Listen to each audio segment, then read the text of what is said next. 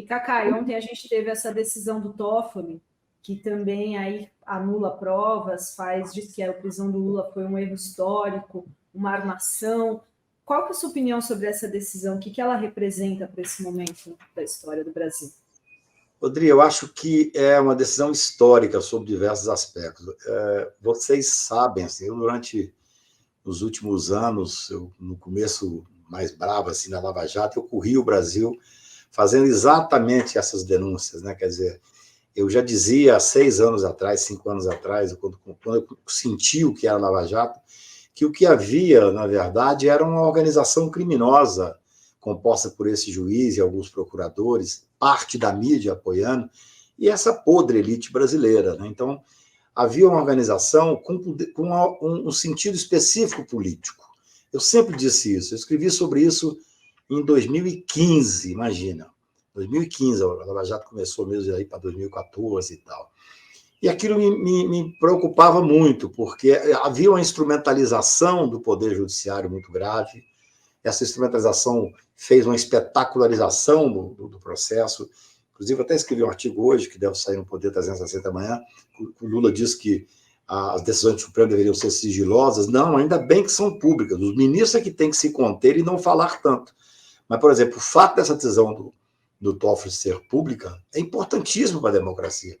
O ministro Toffoli, ele teve, primeiro, técnica, a decisão é uma decisão técnica, né? Uma decisão que enfrenta a questão da cadeia de custódia, uma decisão que anula de forma muito correta aquilo que foi obtido como prova de forma ilegal.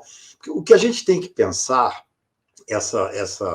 esse fato de anular esses documentos que são obtidos de forma ilegal, é o que sustenta a democracia. O ministro Marco Aurélio do Supremo, quando ocorria algo assim, porque é grave você anular toda essa cadeia de prova, vão ter várias pessoas que vão agora para o processo penal para entrar, para tentar a nulidade de condenações, de devolver dinheiro. É assim que se faz a democracia. O ministro Marco Aurélio falava assim, é o preço que se paga para viver no Estado Democrático de Direito. E é módico. Ou seja, o ministro Toffoli teve... E olha só, como é que é importante que as decisões sejam públicas. O ministro não foi para a televisão para defender a decisão dele, não fez nenhuma espetacularização, ele simplesmente deu publicidade a uma decisão histórica e importantíssima. Porque à época, eu tenho clientes fora do Brasil, tinha, na época da Lava Jato, clientes, por exemplo, na Suíça. Eu trabalho com um advogado na Suíça que vai acabar sendo presidente da República na Suíça, é um advogado muito importante lá, ele é procurador, mas ele é excelente advogado. E à época, tem 6, 5 anos atrás, ele falava, Cacai, os procuradores vêm para cá e quebram totalmente todos os tratados internacionais para pegar prova, para perseguir prova. Ou seja, tem uma frase que eu gosto muito do Lord Acton, em inglês, lá de 1870, que fala todo poder corrompe, todo poder absoluto corrompe absolutamente. O Moro e os procuradores se achavam semideuses, insensatos por uma imprensa que colocava eles como os homens do ano, primeira página de todos os jornais, televisão maciçamente. Ontem eu fui ver, me chamaram para ver, eu estava no final da tarde, o Sardenberg quase que morrendo na televisão, porque essas pessoas que ainda têm são as viúvas da Lava Jato. São as pessoas que apoiaram ostensivamente um projeto de poder. O que o ministro Toffoli diz, só que de uma forma elegante, é que aquilo ali foi um projeto de poder e que deu certo para eles num dado tempo, Renato. Você veja bem, eles elegeram Bolsonaro quando eles prenderam o Lula de forma ilegal, de forma inconstitucional, imoral, porque ele era o único capaz de ganhar do Bolsonaro naquele momento. Depois ele ganhou como prêmio, o juiz ganhou como prêmio, ser ministro da Justiça, num caso clássico de corrupção. Clássico de corrupção. Então, essa decisão, é claro que eu vou ter que lê-la com mais técnica, e ontem eu li com certa emoção, né? Porque é muito bom você ver o Supremo Tribunal tomar uma decisão dessa sem estardalhaço. Claro, ocupou a mídia o tempo inteiro, porque ela é de um assunto. Mas, assim, não houve uma coletiva para... Você se lembra, na época da CPI, tudo era motivo de uma coletiva, fazer uma busca-apreensão na casa de alguém, e isso depois eram 2, 3 horas dos procuradores convocando as redes nacionais para poder falar. Ou seja, é muito bom ver o judiciário agindo tecnicamente, de forma absolutamente correta. Você veja bem, as pessoas, muitas vezes, eu vi uma nota desse ministro, ex-ministro Moro, logo espero ex-senador Moro, ele reclamando que isso está sendo feito de uma forma que tudo foi legal, que os tribunais deram razão a ele por um certo tempo. É muito interessante você ver essa falácia que acontece. Por quê? Ora, no Brasil, você tem a primeira instância, depois você tem uma segunda instância que é colegiada, normalmente 3 ou 4 desembargadores, você tem o STJ e você tem o Supremo Tribunal Federal. Quer dizer, se o Tribunal Regional, lá de Curitiba, que era o Tribunal de Passagem, de Porto Alegre, um tribunal que realmente batia carimbo em cima das decisões do Moro. Aí ele fala, mas o tribunal apoiou, mas o Supremo derrubou. É assim que funciona o Poder Judiciário.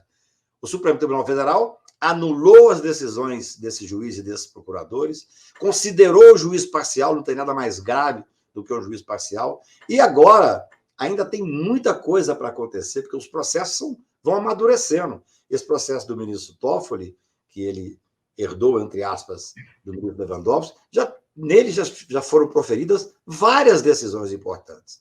Esta agora teve eu diria, um apelo muito grande, porque o ministro Toffoli foi muito feliz ao enfrentar certas questões. Ele fala da extrema injustiça que foi feita com o Lula, da armação, ele usa a expressão da armação que foi feita para prender o Lula. Ou seja, o Poder Judiciário resgata agora, para a felicidade daqueles que creem na democracia, resgata agora a necessidade que nós temos de confiar na segurança jurídica. Isso chama-se segurança jurídica.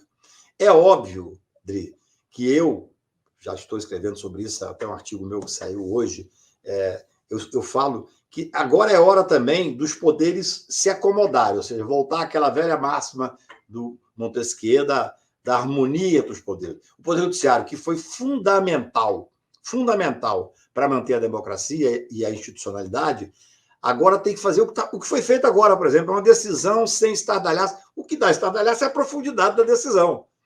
Mas ela não foi divulgada de forma, eu diria, de espetacularização. Né? É muito bom ver que as coisas estão chegando nos eixos como tem que chegar. A gente vê o Poder Judiciário funcionando. O ministro Toffoli não se manifestou sobre a decisão dele. É verdade. Nem foi entrevistado, né? Não teve. Ele está fazendo o que tem que ser feito de forma técnica. Claro, se você passa os olhos na decisão, ela tem, eu diria, expressões.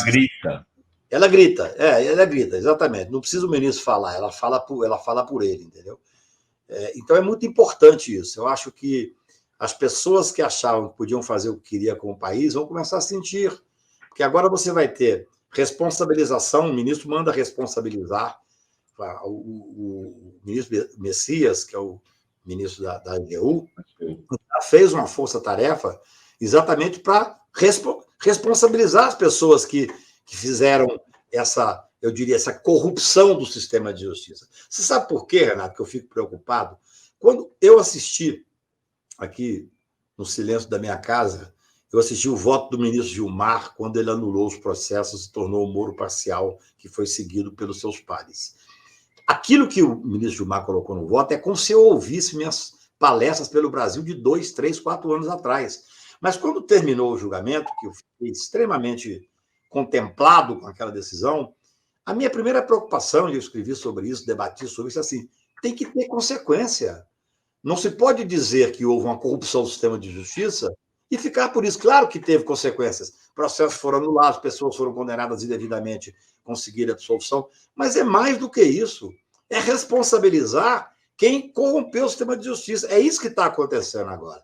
Eu ontem até fiquei extremamente, eu diria, recompensado também como cidadão, como advogado, ao ver que o ministro Messias imediatamente tomou uma providência. Uma decisão como essa do ministro Toffoli, ela não é para ser lida pelos advogados que vão tentar anular isso e aquilo pelas irregularidades que foram feitas na Lava Jato. É mais do que isso. Tem que ser responsabilizado aquelas pessoas que instrumentalizaram o sistema de justiça e corromperam o sistema de justiça. Por isso, essa decisão tem esse alcance. E nada melhor do que você viver com momentos democráticos. Né? Ontem recebi vários telefonemas de pessoas, até de ministros e tal, dizendo, Cacai, essa decisão, ela, de certa forma, ela está coroando aquela luta pela democracia que nós tivemos. Então, é um momento muito importante. Eu acho que a própria forma com que ela se deu, eu estou fazendo uma crítica ao presidente Lula, quando ele fala que tem que ter as decisões deviam ser sigilosas. As decisões do Supremo não podem ser sigilosas, elas têm que ser públicas. Isso é uma conquista democrática. O que nós temos que fazer é acabar com a TV Justiça para os processos criminais. Há uma pesquisa que foi feita pelo Conjur, que depois da TV Justiça, os acórdãos, que é o resumo das decisões dos ministros, ficaram muito maiores, muito mais tempo. Semana retrasada teve um voto importante de um ministro, mas que ele leu 5 horas de voto. Quer dizer, você tem que ajustar. Se não tivesse televisão, ninguém lia 5 horas de voto. Essa é a verdade. Então, assim, o que você tem que fazer? Eu até vou levar essas questões ao ministro Barroso, que vai assumir a presidência agora. Eu sei que não vai passar, não é fácil, mas o relator deveria ter 30 minutos para ler o voto dele. Ele faz um voto de 1000 páginas, se ele quiser. Mas ele resume em 30 minutos. E depois o debate se dá de forma aberta e tal. No processo criminal, não pode haver televisionamento. Processo criminal é fato. Olha, eu vou dar um exemplo para você. A importância da publicidade. Ontem eu fiquei a tarde inteira ouvindo televisão sobre o julgamento, sobre a decisão do ministro Toffoli. Você não viu uma vez ele se manifestar, mas estava lá, a manifestação dele por escrito, séria e técnica. Eu advoguei para o Duda Mendonça no Mensalão. Aquela super exposição que tinha, parecia um filme. Eu chegava em casa à noite, depois de ficar 6 horas dentro do Supremo Tribunal, eu vi os recortes, eles faziam inclusive uma imagem, tinha uma coisa colorida, tinha uma coisa... Quer dizer, parecia uma minissérie. Quando o Duda foi absolvido, eu fui lá na Bahia para comemorar com ele, nós fomos uma churrascaria que ele gostava, eu adorava o Duda, uma figura de inteligente, parece até um pouco com você, Renato. E eu me lembro do Duda chorar e falar: Cacá, é o dia mais feliz da minha vida, mas no imaginário popular eu sou condenado.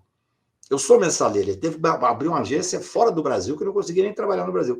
Por quê? Por causa dessa espetacularização. Nesse ponto, o Lula está certo. Os ministros têm que voltar a falar nos autos, têm que voltar a falar por escrito, mas tem que ter uma contenção pessoal. É muito difícil, porque a vaidade humana é uma coisa... Outro dia me perguntaram se eu era vaidoso. Eu falei: olha, eu ponho uma beca preta que está aqui do meu lado, aqui, que eu uso a mesma, que o Zé Carlos Dias me deu há 40 anos atrás, me coloca na televisão, na frente de 11 ministros. Como é que você não fica vaidoso? É impossível, entendeu? Nós temos que conter essa espetacularização do processo, mas a decisão do Toffoli foi absolutamente técnica e oportuna. E vai ter consequências.